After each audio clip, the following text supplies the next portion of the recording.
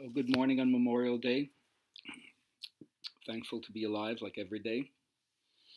And take a moment to think about the people who made any kind of sacrifice at the individual level, even though sometimes we know the government puts people in harm's way. That's questionable as to why we should do that. But the sacrifice of the individuals who put themselves in harm's way, we want to honor them for sure. So, Katva Mudra today, you touch your thumb to your middle and ring finger, and you spin it upside down, and you put these two together, and then you turn it around. So it'll be like that. And then the index and the pinky finger, they become like the posts of the bed or the cot, because that's what it means, cot. Katva means cot. So we're here to invite the deity to come in and lounge with us in Katva Mudra. So hold that for a little bit while I'm just going over some points of philosophy to remind us about the background of what we're doing. You know, the people we would call like the PhDs, the pundits of the Aryan tradition, they say that their teachings are like the textbook of eternal truth. Everybody wants to say their scriptures is the best, right? But from the eye of enlightenment, the ethical precepts, which they call Sanatana Dharma, the universal creed, this is the way you maintain the contact with the deities, by living a life in harmony. That's the way to sustain the cosmic order. Remember, everything was about sacrifice, yajna, and propitiating the deities, or yoga, the direct path of experience it without an intermediary. And it's utmost important to watch your thoughts, your speech, and your actions to see that you're supporting the overarching harmony, the Dharma, that's supposed to be all over when you tune into it. Now, it's important to give teachings to people at the level of where they're at. There are sometimes things we can't accept at one level, and we may think that we have a better idea of what would finally be best for them. But you got to meet people where they are, and you can only think of your own life when somebody would have brought you a teaching that you weren't ready for, how you would have rejected it or resisted it or denied it or fought against it. Nonetheless, they keep on telling us that the whole purpose of the path is to look at restrictions. Another way you could talk about suffering or pain, dukkha, remember the axle hole. If the hub doesn't fit all the spokes in perfectly, then it's a bumpy ride. So they call three types of dukkha or pain, and you can see how it's connected so much to what they call desire. You can say wrong desire, right desire. You can argue over that, but remember, like a thorn is used to pick out another thorn. The desire for enlightenment, the desire to experience this truth, burns up all the other desires, and then you have to give up that desire at the end as well. So they have these three names. I love this. Parinama dukkha results from not getting what you want. It pisses you off. Yeah, you see something, you want it, and you can't get it. Suffering. Tapa dukkha. That results from having a pleasant experience and then wanting to repeat it. But you can't. Or it's not exactly the same. Or it's not possible now to do that. More suffering. And then samskara dukkha. That results from being used to having something that now you cannot have. How about that for the whole pandemic? Used to doing certain things in a certain way, and now we can't do that. We suffer from that. So the whole purpose of practice then is to understand what they call Ritta Prajna. How do you see what is true? And before we take that into kind of any philosophical or metaphysical understanding, we start off with something really simple, like watching your posture, watching your breath, watching your mind move. And so, like they say in the Upanishads, truly it is prana and life that shines forth in all things. Understanding this, one becomes a knower. Bunduka Upanishad. All right, so let's see what we can know today. We're going to start off again. Our whole week we're working on Ujjayi and Viloma 3, interrupted inhale, interrupted exhale. But today we're going to add the partially closed nostril technique. And remember, the idea is to go back, always go back to basics and reestablish your connection to something that now that you have more experience, and therefore you can say you're a little more advanced, you're going to bring greater insight into even the simplest techniques. Because remember, there's always an advanced implication at the basic technique. And I once heard Mr. Iyengar say, the deepest breath is just simple, long, deep inhale, long, deep exhale. all the other variations with the bandhas and the kumbhakas are nothing but permutations and combinations to help you get the simple inhale and exhale together. All right, so take your stance, and you constantly have to work on the tendency for the downward action of the spine and the lower back. So that's why asana is said to be prerequisite for being able to sit still in pranayama and meditation. So once you have your trunk lifted up, do Jalandhar Bandha, tuck the chin, and relax, and always the things in your face. Check it out. Don't let the eyes flow up into the crown of your head. Look slightly downward toward your lungs. Soften the inner ear canal, soften the throat, relax the tongue at the floor of the mouth, and begin some restorative breathing.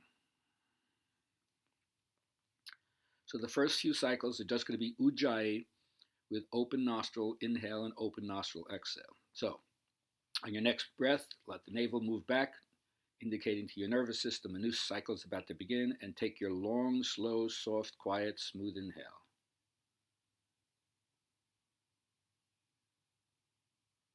And match it with a equally long, slow, soft, quiet, and smooth exhale. So continuous cycles. For the new people, always remember, take restorative breaths in between. You don't want to be anxious, gasping for breath, no spasms whatsoever. Smooth as a peanut butter jar Skippy, as Bruno Mars would say. Now, as you're working, absorb yourself. Pull yourself away from the external world.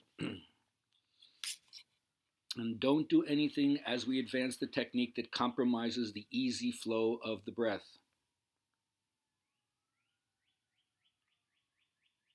Let go of even the idea of trying to achieve anything, and just work as skillfully as you possibly can.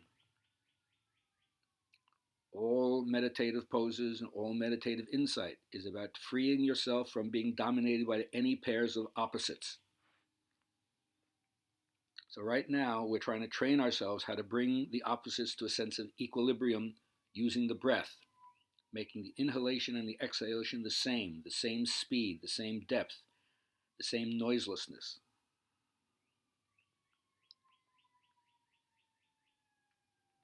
Initially, you may have to count either the ticking of the clock, or maybe you might be watching, if your eyes are open, watching the ticking off a timepiece. But eventually, when you advance in your practice, you don't need to keep count. Your own natural rhythm will be established. A normal ratio will happen just through the force of habit. Just because you do it again and again, you end up knowing your body, and your body reacts so positively to that. All right, so now you've done a few rounds. Hopefully you started to establish what's comfortable for you. Remember, you can always add more time. This is just a template to get you going. Now, at your next exhale, raise your hand and partially close both nostrils as you inhale.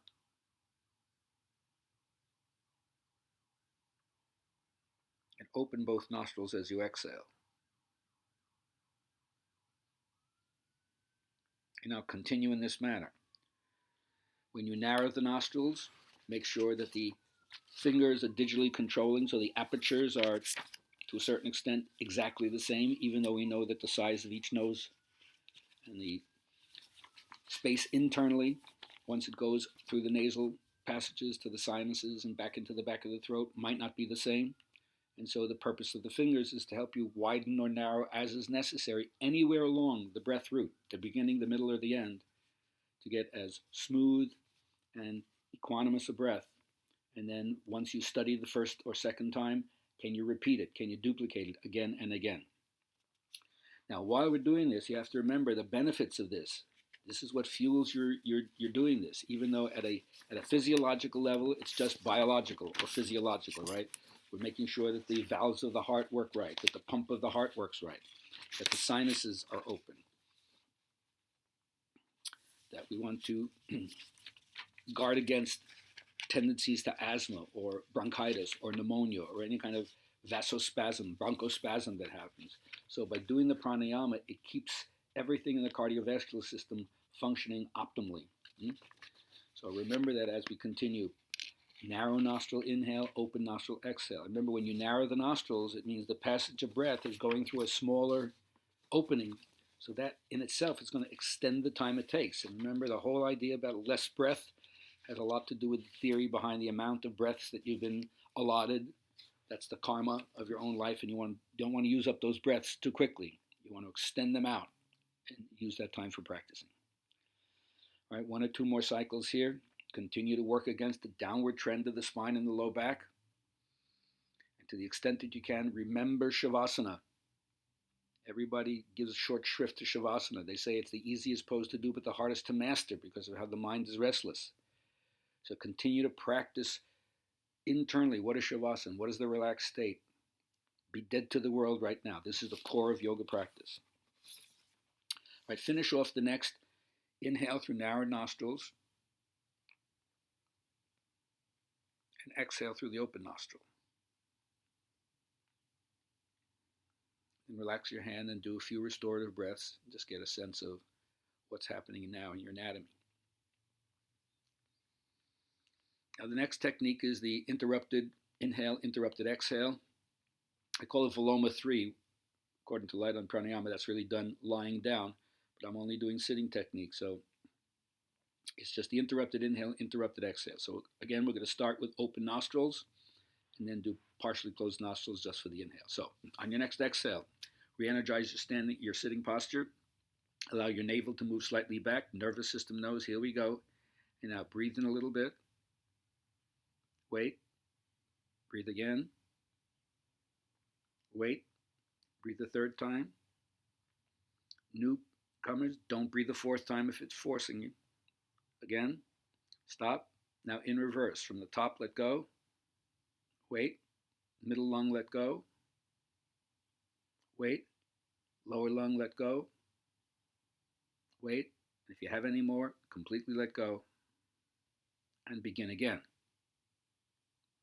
Now for newcomers, you may notice that that first inhale after the interrupted exhale comes in with a gasp.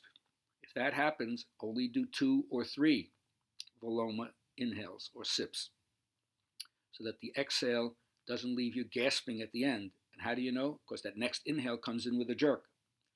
So do more with less or take a few restorative breaths in between. But for those who've been practicing with me for now a couple of months, then slowly, just do 3 or 4, but continuous cycles to the best of your ability. So every time you inhale, a second or a second and a half, same interval in terms of the gaps. And you want to breathe so it goes all the way from the bottom abdominal area all the way to the top collarbone, but you're not shrugging your shoulders or gathering the breath at the neck, as we say.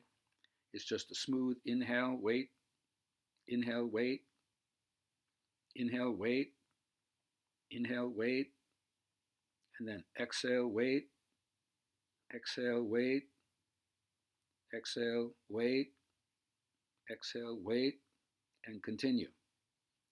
Always use restorative breaths if you need to make it smooth, or do only 3 interrupted exhales.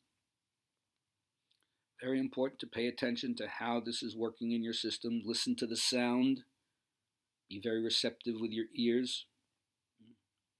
As long as you don't hear the sound, you're doing well. As soon as the breath gets rough or unsmooth, you have not understood how to do the breathing yet. Sound is your only guide here. And of course, when the breath is unsteady, the mind gets unsteady. So don't push. Again, keep going back to the body posture. They have a great word that they use from the yoga, Hatha Yoga Pradipika. It's called Shtanutvam. Shtanutvam. It means becoming steady, like the roots of a tree.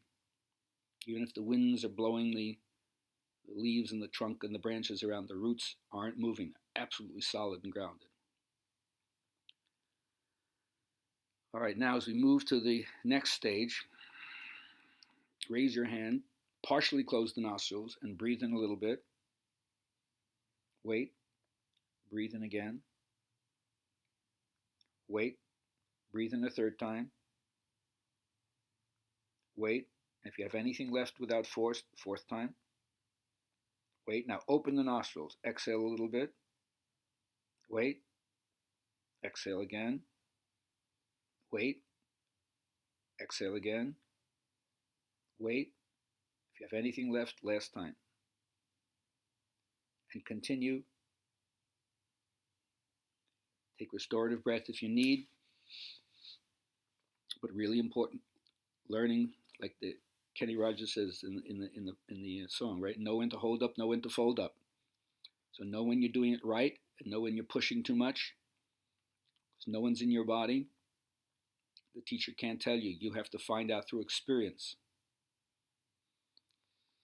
Be aware of how your diaphragm, that dome-shaped partition between the abdominal area and the thoracic cage, is working. It separates the upper from the lower body, the voluntary from the involuntary, and it's anchored all around the circumference of your rib cage, to the back lumbar, on the sides to the lowest ribs, and to the sternum. So be aware of how that whole area works as you breathe. Narrow nostril inhale and go by stages 3 or 4 times. Open nostril exhale, go by stages 3 or 4 times. If you're watching, when I do it in my chest, I don't collapse with each sudden exhale. It's not like an elevator dropping and pausing. One smooth, continuous exhale, stop. One smooth, continuous exhale, stop, and continue that way. Finish off one more. Interrupted inhale with narrow nostrils, and then interrupted exhale with open nostrils. And then when you finish that, you drop your hand, you take a few restorative breaths, your head is still in Jalandhara Bandha.